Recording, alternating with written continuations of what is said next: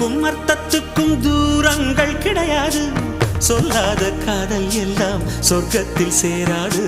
எண்ணிக்கை தீர்ந்தாலும் முத்தங்கள் தீராது. எண்ணிக்கை பார்த்தாலே முத்தங்கள் ஆகாது. என் வீட்டு தோட்டத்தில் பூவெல்லாம் கேட்டுப்பார். என் வீட்டு ஜன்னல் கம்பி எல்லாமே கேட்டுப்பார்.